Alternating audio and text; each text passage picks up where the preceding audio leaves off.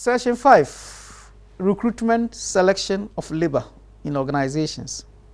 After studying this session, you should be able to, one, define and describe what recruitment and selection of employees are, explain the process of recruitment, explain the advantages and disadvantages of internal and external recruitment, discuss the objectives of the personnel selection process, explain the selection process, identify the various sources of information used for personnel selection.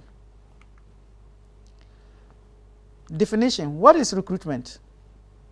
It is a process of generating a pool of qualified applicants for organizational jobs. It involves the different activities of attracting applicants to an organization and the selection of people to fill vacancies. Recruitment from different labor markets. We can recruit from a geographic labor markets, global labor markets, industrial and occupational labor markets, educational and technical labor markets. When we talk about geographic labor markets, we are talking about the regional level. For instance, if you want to recruit within the West African zone, we can recruit people from Burkina Faso, Togo, Lomé, Nigeria, and so on. That is geographical labor markets within a particular region. We can also recruit from the global labor markets, that is the whole worldwide. You can recruit somebody from maybe say Canada, Bangladesh, Azerbaijan, Russia, and so on. That's what we call global labor markets. Then we can also recruit from what we call industrial and occupational labor markets.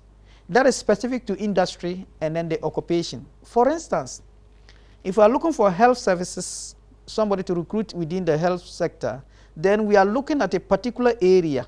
That is those who are working in the health sector alone.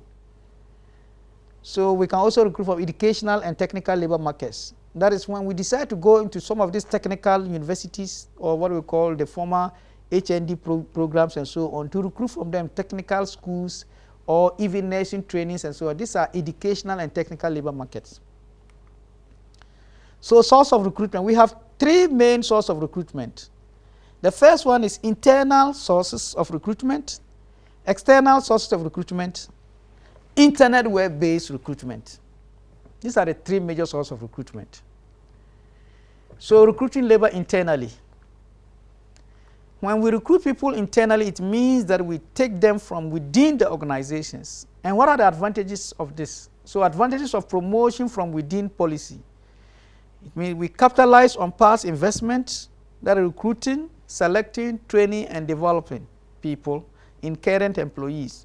So once there is a vacancy, we move people along.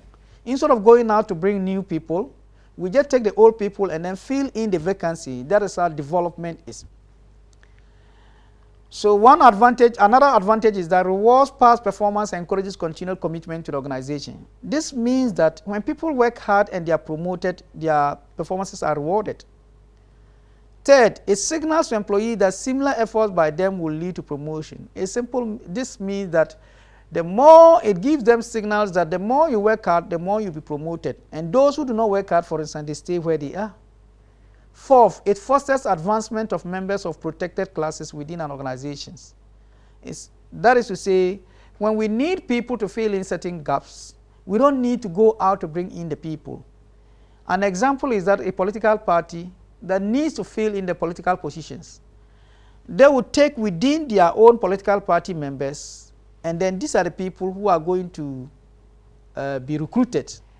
You don't have to go outside the political party to recruit them. So what are the limitations for promotion within, that is internal labor market? When the current employees may lack the knowledge, experience, or skills needed for placement in the vacant or new positions. So if you are recruiting from within, it may be that the people are not actually, they don't have the capabilities, but you are forced to recruit from them. So that may be a disadvantage of internal recruitment. Another disadvantage is the hazards of inbreeding of ideas and attitudes, or increase when no outsiders are considered.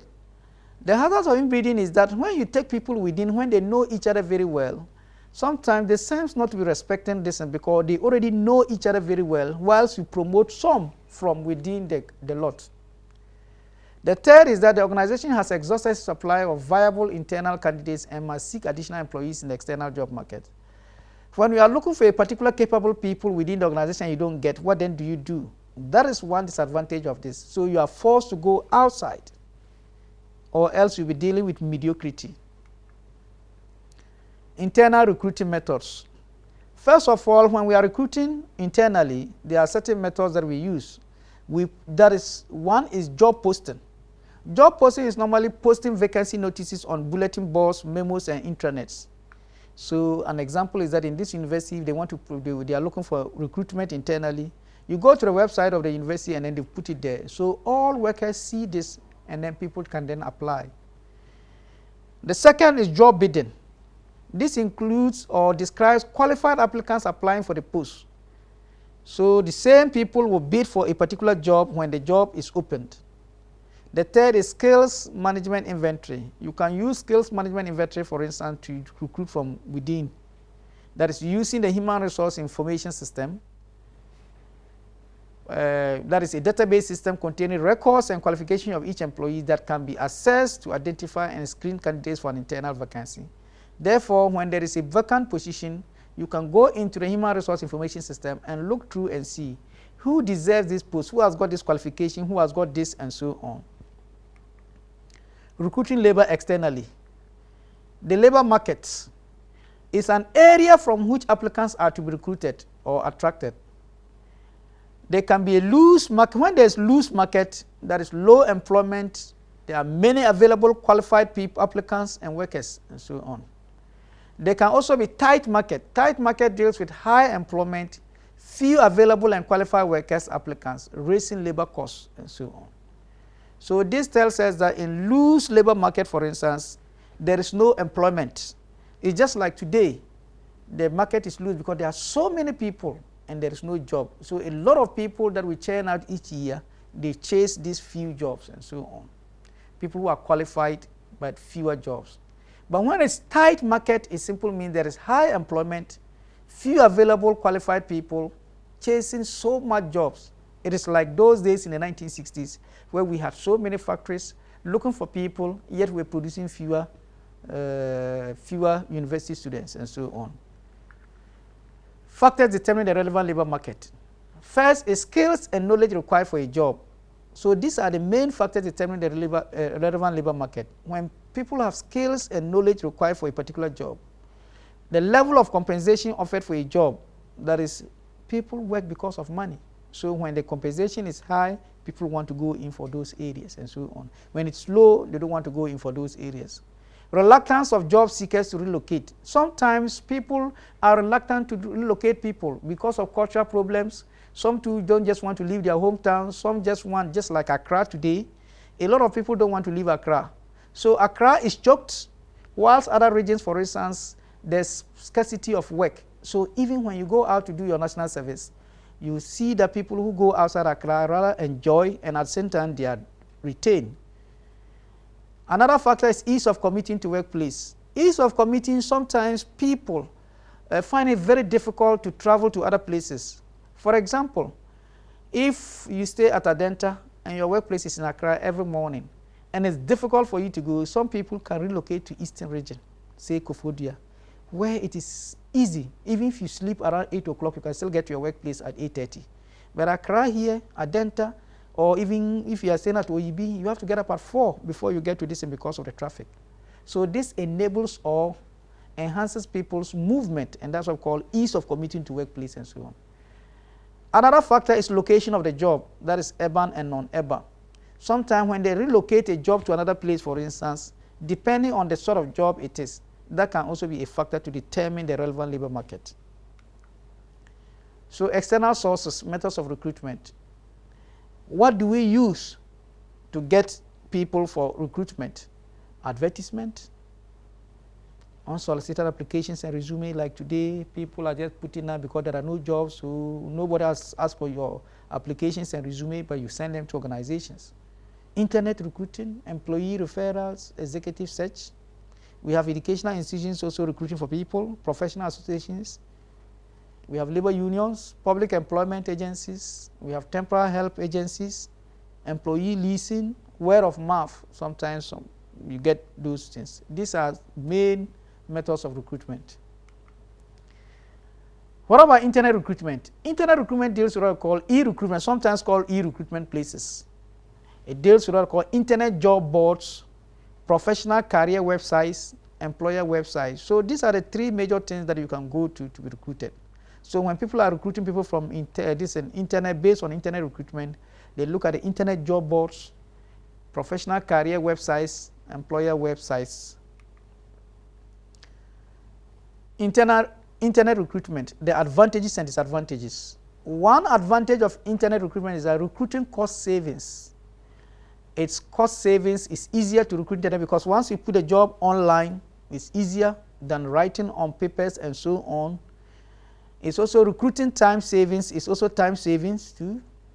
It is expanded because it's pool of applicants. Once you put it online, you can attract people all over the world. It better targets of specific audiences too, because once they see it, then person knows that, okay, this is the job that somebody wants. For instance, if you are looking for a messenger and you put it online, anyone who is interested in the messengerial work, for instance, will look at it. If you are interested in, say, managerial work, then you know that that is not your place. So it better targets specific audience. What are the disadvantages? One disadvantage, the first disadvantage is that more unqualified applicants. Once you put something online, a lot of people rush to apply. So even people who are not qualified will also apply. Additional work for the HR staff. Once you get so many people applying, then I mean there is too much work for the HR man to sort through all these applications. Many applicants are not seriously seeking employment. It's just like that. People go online and just be browsing. So once they see the thing, they decide to go there as if they are joking. Access limited or unavailable to some applicants. Depending on the area, accessibility of internet, some people may get, some others when they go there. So the disadvantage of internet distance is that it is not accessible to everybody. For instance, if you go to villages whereby there are no internet access, how would those people know that there's an ad on the net? So privacy of information and discrimination issues too. Sometimes we deal with the information. What informations are put in deals with what are the privacy. Do people have to put on these things? What are they looking for? Specific job characteristics and so on. So these are the major advantages and disadvantages of internet recruiting. Now selection. What is selection? We dealt with what we call recruitment. Now we are dealing with selection. So selection is the process of choosing individuals who have relevant qualifications to fill existing and projected job openings. So in selection, we look at two things. First, person job fit. That is by doing job analysis. So in this case, we match the knowledge, skills, and abilities, what we say KSs, of people to the characteristics of the job. And the characteristics of job entails tasks, duties, and responsibilities. And this will also include benefits of the person job fit. In benefits of the person job fit, we have higher employee performance, lower turnover and absenteeism. So when you are selecting and you select a person who is fit for the job, it means that you are going to benefit from high employee performance because those people are motivated and that is what they fit for the job. Secondly, when they know they are fit for the job, it's hardly likely for them to leave the job. The second one is person organization fit. Person organization fit is the degree to which individuals are matched to the culture and values of the organization. In fact, person organization fit is very important in the sense that you can have all the qualifications, but when you come in and you don't match the culture of the organization, then you cannot work. If you cannot work with the people, then what is it? It's disadvantageous. So that is why we say in selection, two major things. One, there should be person job fit, then there should be person organization fit. Sources of information about candidates. Where do we get information about the candidates? We get it from the application forms. We get them from biographical information blanks when people fill in or talk about themselves. Background investigations when we do background informations. Polygraph tests, by looking at a polygraph test. Subjecting people to what we call tests through mechanisms that they may speak the truth or otherwise. We also have what we call integrity honesty tests. These are normally tests that are given to people. That is textual tests given to people to see whether they are honest or not. Then we also have what we call graphology. Using graphology simply means that letting people to write with their handwriting, and we can determine whether these people are lying or they are not lying. Medical examinations can also be sources of getting information from people. So medical examination, the results can let us know whether this person is this way or not. The employment tests that we use can also give us information about the people. And then interviews. Applications. Purpose of applications and CV. CVs can also be known as resumes. So with application, for example, there should be an application date. It records applicants' interest in the job. It provides profile of the applicant. That's the demographic informations, e.g. education, experience, citizenship, nationality, disability, criminal records, referees, etc. It also has basic record for applicants hired. So application dates. CVs are applications for legal purposes because the organizations will keep them. So in times of anything at all, they can reproduce them. Resumes should be retained for at least 3 years before they are destroyed. Online applications. These are internet-based automated postings applications and tracking process which help firms to be more quickly, or which help firms to quickly fill in positions by one, attracting a broader and more diverse applicant pool, collecting and mining resumes with keywords such as identified qualified candidates, and also conducting screening tests online. It can also be used to reduce recruiting costs significantly. Employment tests. Employment tests are an objective and standardized measure of a sample of behavior that is used to gauge a person's knowledge, skills, abilities, and other characteristics in relation to individuals. So once they set an examination for people to determine who will pass to be able to be taken for an interview or something like that, these are what we call employment tests. In our summary for this session, we say recruitment and selections are very important. And the better you recruit people, the more you select nice people, for instance, the better the organization gets skilled and competent people to work for them. And I refer you to session 4 to go and read the session slides and also our reading material. Thank you.